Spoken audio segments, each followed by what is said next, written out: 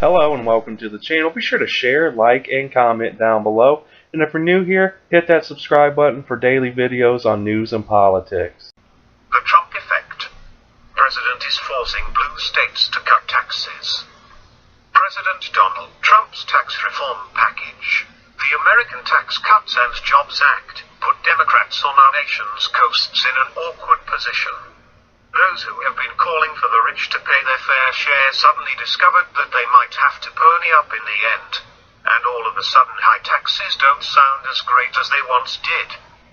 This is armchair psychology, but I have a hunch that nearly all those calling for higher taxes on the rich really mean I want people who earn more than me to pay more. Among the ways that the Trump tax plan is bad for the wealthy in blue states is that it caps deductions on state and local taxes, or SALT for short. California's state Senate president complained that the Republican tax increase bill disproportionately hurts California taxpayers by capping SALT deductions. Today, the average California taxpayer takes a $22,000 deduction. Because the GOP measure caps that at $10,000, Californians will be double taxed. Funny, isn't it? It's apparently the federal government's job to subsidize high tax and spend states by giving their citizens federal write-offs so that their state tax burden is less painful.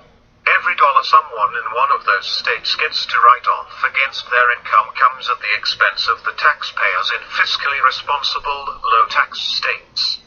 And that change in the tax code is forcing some leaders in blue states to consider lowering their taxes in turn to ease the burden on their residents.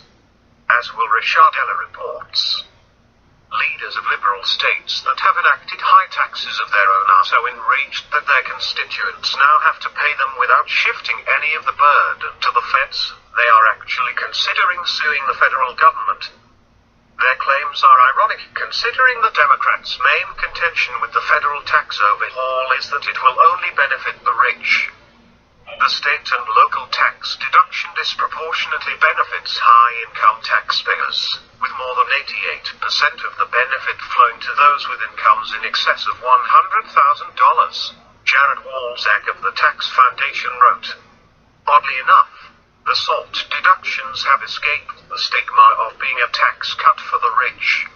The result of the tax is that middle and low-income taxpayers subsidize more generous spending in wealthier blue states because they benefit far less from SALT deductions, according to the Tax Foundation.